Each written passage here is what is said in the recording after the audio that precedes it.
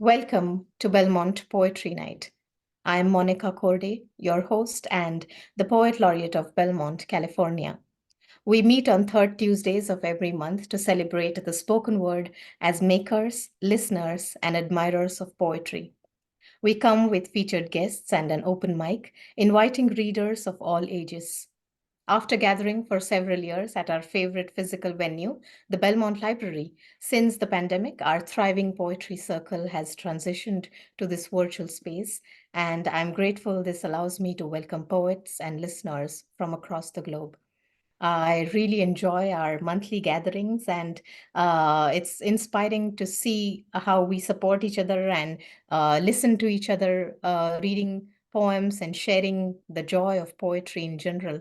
And I'd love to know where you're joining us from tonight, as is our tradition during poetry nights. So please feel free to share in the chat. And thank you all for joining me and zooming in.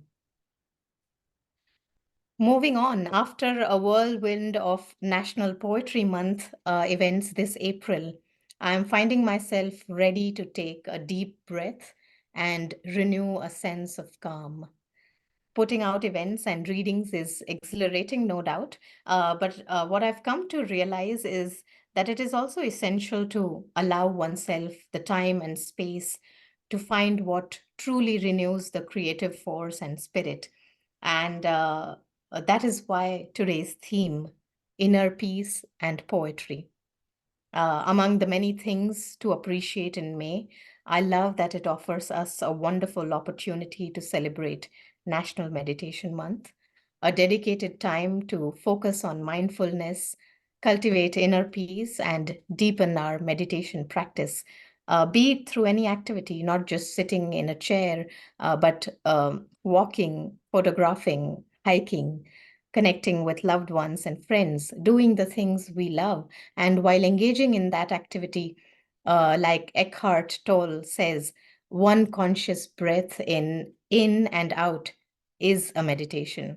And that's what I feel and I experience each time I'm doing an activity that I love, where I'm surrounded by the natural beauty or surrounded by people I really adore.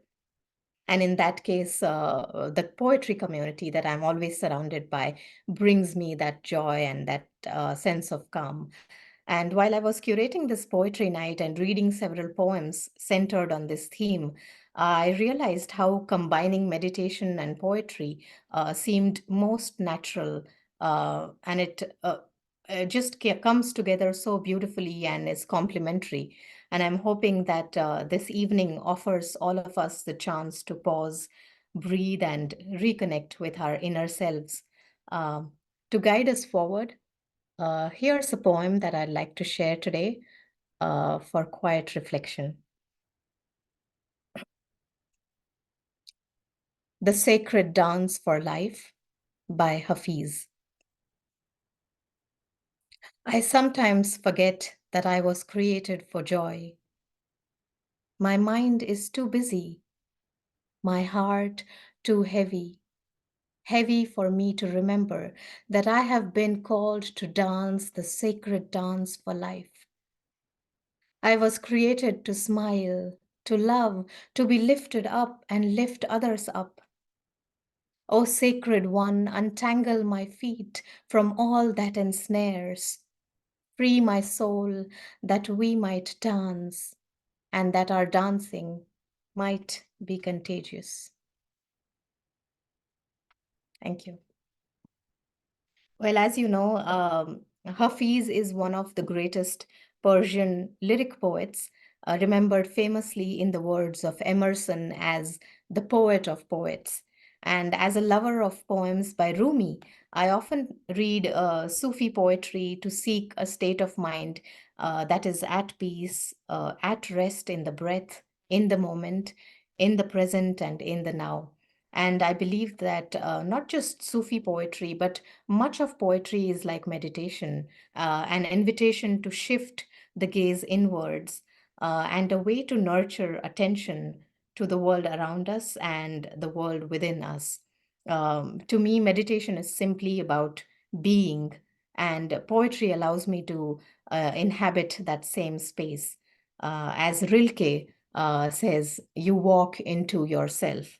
And today I extend this invitation to you to walk into yourself, to turn your gaze inward and let yourself be fully present, embracing the quiet and the poetry within your own soul. To help us enter this state of mind and guide us on this journey further, I'm deeply honored to welcome my dear friend and yoga teacher, Susana Laborde-Blaj, as my featured artist, and I'd like to introduce you all to her. Susana Laborde-Blaj is a certified yoga therapist recognized by the International Association of Yoga Therapists with extensive experience uh, teaching yoga since 1996. Additionally, she is a certified Winnie Yoga teacher and a Yoga Alliance continuing education provider. She is actively involved in the yoga community, leading international yoga retreats since 2017. Apart from yoga, she has been teaching dance since 1982. Based in Belmont, California, she offers a diverse range of classes, including online and in-person sessions, such as one-on-one yoga therapy, group yoga sessions, yoga therapy series, and dance lessons. Beyond her professional pursuits, Susanna finds joy in nature and is passionate about learning, teaching, swimming, dancing, hiking, kayaking, taking photographs, and reading poetry. And if you'd like to know more about her, you can always visit her website, which is www.yogawithsusana.com.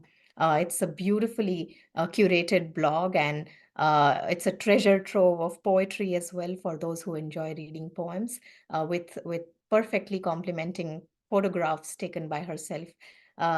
Susanna, a warm welcome to you. I'm so happy to have you with us. It's wonderful to be here, Monica. Thank you so much, and thank you to all of you. You are such an incredible community. I'm honored to be here. Yeah. All right. And if you'd like to just dive into one of the poems that you have selected, Susanna and I, each of us have selected a couple of our favorites. So we'll be taking turns to read those poems, and then I have a couple of questions for you as well, Susanna, in between. Sure. This is The Moment by Marie Howe. So let's just take a few moments. This is not a poem yet, obviously. This is me. But let's take a little moment to just check how you're sitting wherever you're sitting, and just being aware of your body, and taking a moment to take that one breath that Monica was mentioning. Just wherever you are, just an inhale. Just an exhale, what we have been doing since we were born, probably. And just checking if it's better for you to have your eyes open or eyes closed, what feels more comfortable. Not worrying about how one looks on the screen, what the camera is capturing. Just connecting a bit to a listening mode. This is called The Moment by Marie Howe. Oh, the coming out of nowhere moment when nothing happens. Now, what have I to do today list? Maybe half a moment, the rush of traffic stops. The whir of I should be slows to silence. The white cotton curtains hanging still.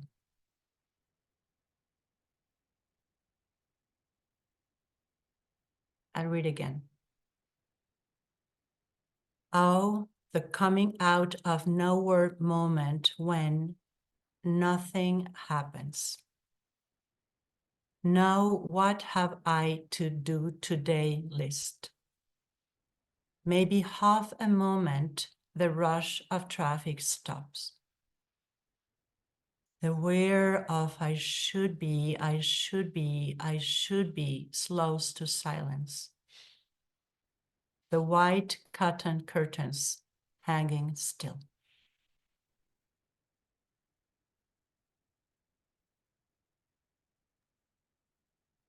Thank you, Susana, for sharing that uh, piece and bringing it to all of us as you opened the evening with. I love the refrain in that poem, I should be, I should be, I should be. What a wonderful short piece, but so profound in what it gives to us. Thank you. I do have a question for you, Susanna. Um, I was thinking about how writing or even reading poetry is a beautiful way to call oneself into presence, to give oneself up to a poem, to notice the physical senses reaction to it, which can differ from moment to moment and person to person. And I was watching everyone in their little screens. Some of you had your eyes closed and really soaking in those words and poem. And I love what you said in one of your excuse me, blog writings that during a mindful yoga practice, we may develop over time an ability to perceive the subtle. And if we speak of poetry as a portal to presence, how would you describe the relationship between poetry and the notion of being present? Thank you, Monica. This is such a good question, and I have been using poetry a lot in my sessions, and sometimes I would like to not use it because I want to do other things. But the students keep asking me to use poetry because it's so incredible, it's so unique. And I found this little phrase a couple days ago, and I said I'm going to read this. Is by Amanda Green. She is an incredible yoga teacher. She teaches through Yoga Well Institute. And I think that here she was not talking about poetry, but I think that this can probably answer a little bit that question that you just asked. Mm. I think she was talking about how one can lead somebody into changing a state, which we can call meditation, right? Or the work we do on yoga is basically having an experience so that we change our state and then we can see things maybe in a different way, or Mm. right. So but this is what she wrote. She says, we're using a different kind of language to guide someone's system beyond their thinking mind into a certain way of existing and being in their lives. So I think this is key. The right, there's ways of using language that will not take us out of our thinking mind. On the contrary, will make us kind of sink more into that spiral of the thinking mind. Mm. Whereas poetry has this magical something. It's just words, but they act in a magic word way and world. And then we may be somewhere else, maybe in the present moment. So true. Absolutely, Susanna. It really is like a little mold where you just pour in words and there is a certain uh, shape to that mold, and which helps us to form our thoughts and just let them be in that stillness that we experience through a poem. And it's always wonderful to see how each poem takes us through these different experiences, but brings home that experience of tranquility or the calm, the peace of mind that we are looking for while going through all the chaos around us. And there's a wonderful poem that I have speaking about this in such a uh, imaginative leap that it takes, and uh, the calmness that it restores. And I'd like to share that now. This poem is titled Field Guide, written by Tony Hoagland. Once in the cool blue middle of a lake, up to my neck in that most precious element of all, I found a pale gray, curled upwards, pigeon feather floating on the tension of the water. At the very instant when a dragonfly, like a blue-green, iridescent bobby pin, hovered over it, then lit and rested. That's all. I mention this in the same way that I fold the corner of a page in certain library books, so that the next reader will know where to look for the good parts. Thank you. Isn't that a gorgeous piece? And you can find all of these poems on Susana's blog. So just go to the blog and revisit. And there are some experiences also she often shares along with the poem and along with the photograph. And Susana, my next question to you is, yeah, you also wrote on your blog that poems arrive in the most interesting ways, and they seem to move like water in a river, always arriving at the right destination. And in the yoga therapy sessions you offer, you take people on a journey through a poem each week and explore the theme of the poem through physical, mental, and emotional planes. I deeply admire that you teach yoga in combination with poetry, and I have experienced the joy of it while taking those yoga sessions with you back when we did those Zoom sessions during COVID times. And I wanted to ask, and I was very curious to know what led you to this rather unique practice and way of teaching. You did mention that your students always want you to bring poetry, and that is what I experienced as well, that I would love to listen to a poem every time in uh, paired with this yoga practice. And I would love to know your thoughts about it. How did you arrive at this kind of an approach? Right. Um, I love poetry since I was a kid, and so it's something that I have been reading and reading, sometimes just memorizing because I love it. And I began to teach yoga many years ago, almost 30 years ago, and teachers use poetry sometimes, but really when I um, just began to see this particular use of poetry is with a teacher her name is Liz Eisman. She's a teacher from Portland, Oregon. And she has this thing, she had this thing every time she came up with a poem, and it was a time when we didn't do that many like websites or stuff like that. So she would photocopy the poem for us with her book, right? She would have the book in paper and photocopy the poem for the students who wanted to have the poem. And that was around 18 years ago, something like that. So that just got stuck with me, and I began to use more and more poems. Sometimes I prepare them, but oftentimes I don't use the poem that I prepared because we have, before my classes, we have short conversations where we check in how each person's doing. And then it just like something comes to mind and is like, no, I should read this one, right? This is a poem that is just like those. Oh, thank you. Thank you, Smita.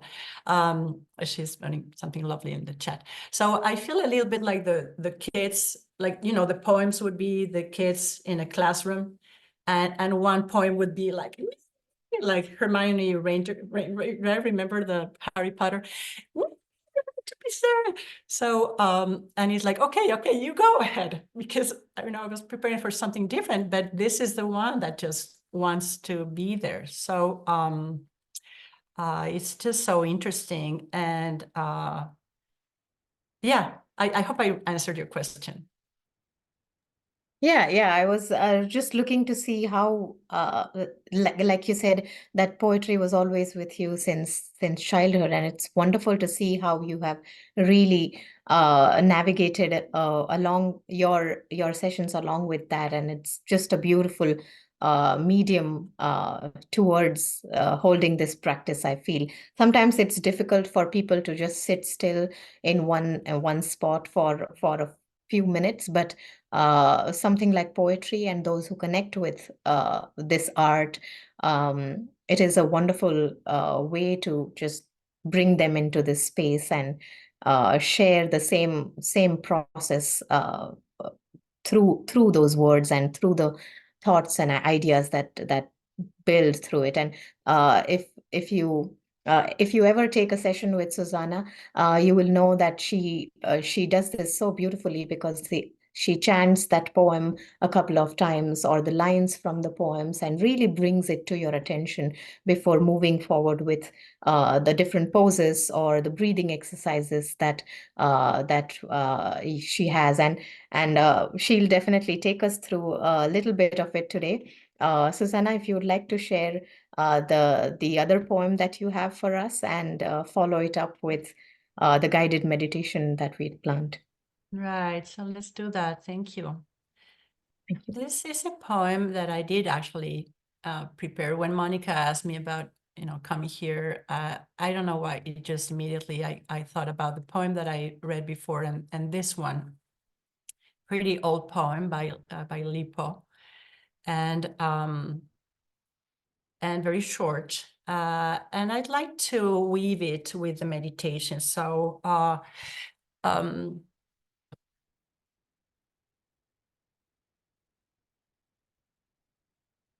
let's again take a little moment to check in how your body is positioned and where are you feel more comfortable, where you can be both comfortable but also alert enough to probably not fall asleep unless you're too tired, which would be fine.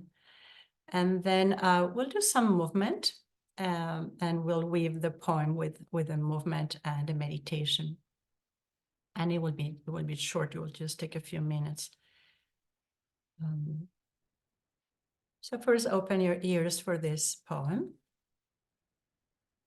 It's called Zazen on Qingting Mountain by Li Po. The birds have vanished down the sky. Now the last cloud drains away.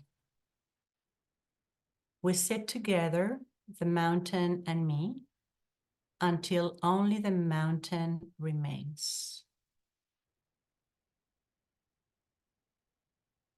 The birds have vanished down the sky. Now the last cloud drains away. We sit together, the mountain and me, until only the mountain remains.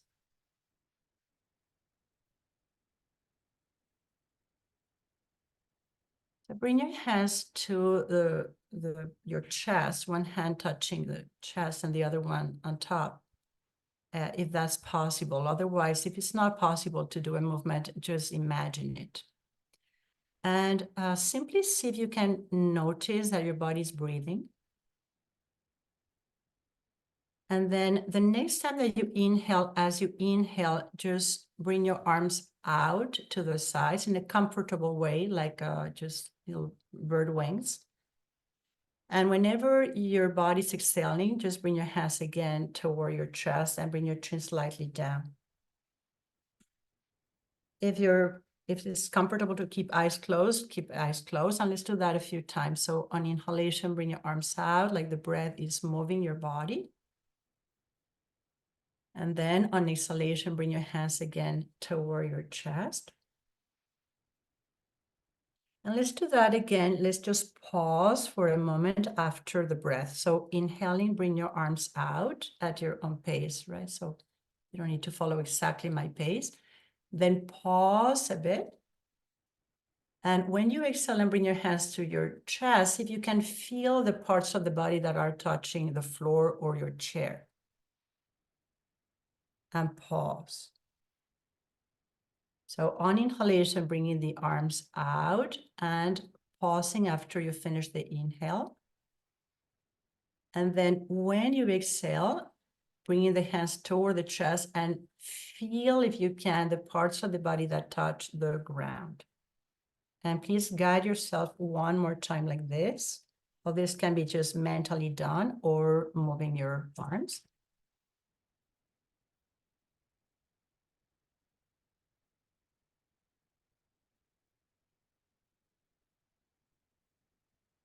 And then just bring your hands to your lap and make very conscious the sensation of body parts touching the floor or your chair. And visualize that you are sitting on top of a very stable mountain. You are sitting on top of a very stable mountain. On inhale, draw in the feeling of the mountain. And on exhale, just imagine that that feeling is established in you. So whenever you inhale, draw in the feeling of the mountain into your system.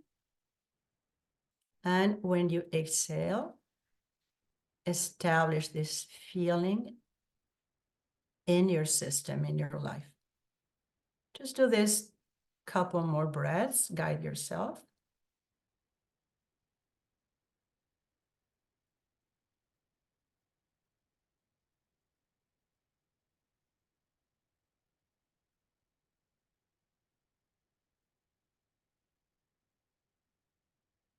And then, eyes closed if it's comfortable, just stay with the feeling, the bhavana. Stay with the feeling, whatever the feeling is for you. And listen again. The birds have vanished down the sky.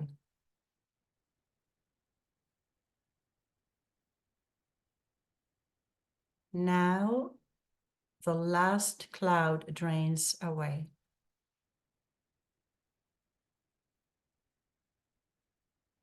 We sit together, the mountain and me,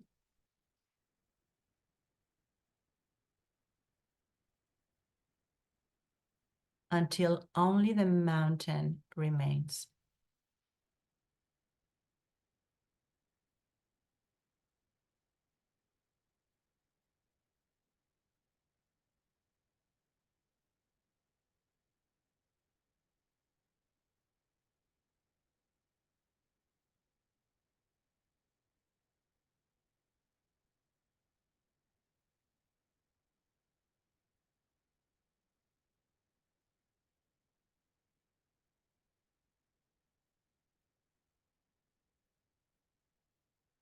The birds have vanished down the sky.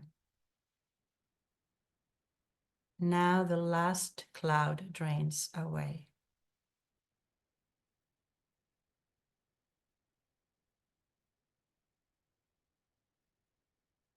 We sit together, the mountain and me,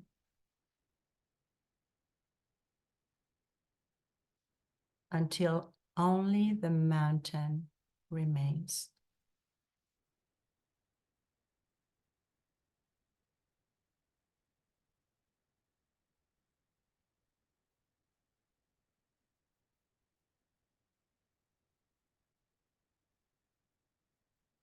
And just a simple way to come out from our meditation. When you inhale, bring your arms out, open. And when you exhale, bring your hands to your chest again, chin down. Begin to open your eyes if they were closed. And just a couple more times like that. So you just come back to feeling like, the room where you're in, the sensations in your body after a little journey. And then knowing that you can, of course, do this on your own whenever you want. It's very portable. Just a very, very portable practice. And I invite you to use, your own poetry or your friend's poetry to explore something like this. Thank you.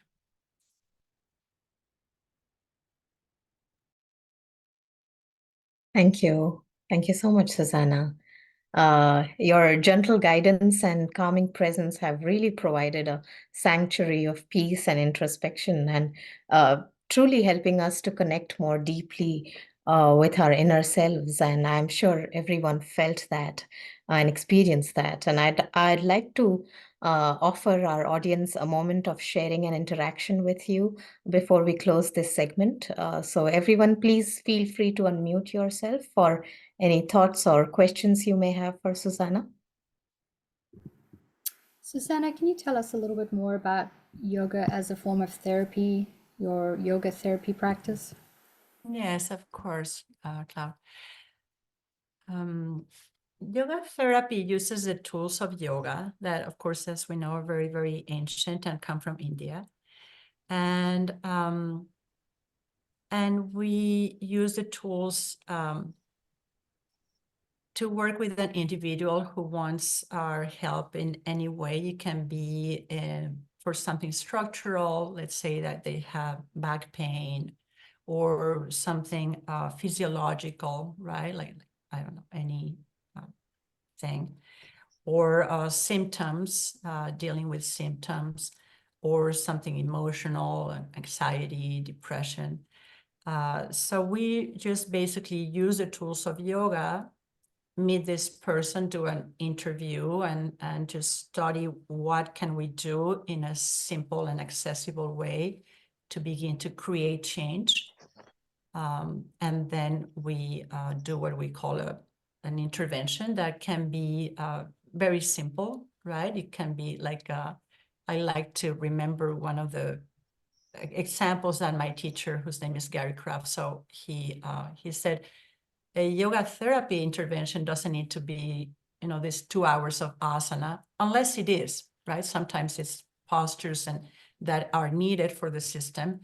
But sometimes it's not. And he told us once he gave to one of his clients, the yoga therapy was to walk with his wife along the beach holding hands, right? So just doing that regularly, and that would create change. So it's really a bit what I think Monica says, thinking outside the box, and it may be one breath, or it may be walking in nature, maybe writing poetry or reading poetry. But we study all the tools of yoga from, we study asana, so postures, we study pranayama, breathing, we study meditation, chant, Vedic chant, and so I hope that answered. Yeah, that's what we do. One last quick question, follow-up. When you introduce poetry as a form of therapy with your yoga therapy, do you do it in the beginning as a way to call forth that presence, like Monica said? Do you weave it throughout the practice? Do you finish with it? Is it present throughout the whole process, or just kind of in the beginning? Just curious. Right. In general, it's at the beginning and at the end, like bookends.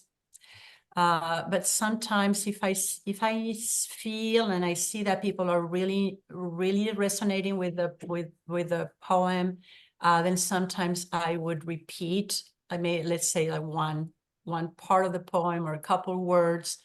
I would repeat that. I don't know. There's a poem, for example, I don't remember the name, but it has. It's called Lost by David Wagner. And it says, you know it, Monica? So at some point it says something like, it's not literal, but something like, if you're lost, the woods just tell you, you have to say here, right?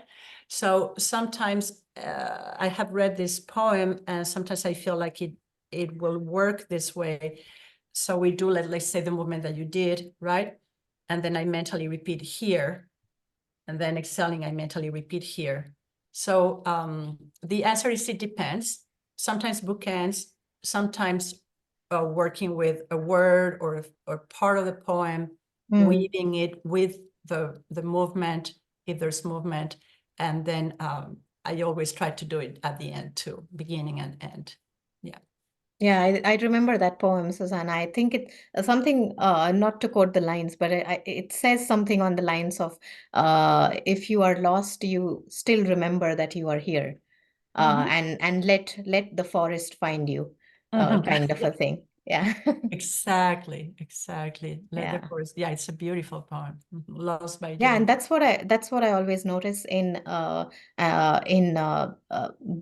way you take us through the process is chanting those. That's why I said that you chant those lines and bring us back to attention to ourselves through those lines. And I see some of the people mentioning that in the chat as well, that they became the mountain, or they felt that presence or that calmness and strength. So I'm really happy that people felt those things, and I see DZ has also mentioned something in the chat. What did you say, David? 1,000 day of tantra by your friend.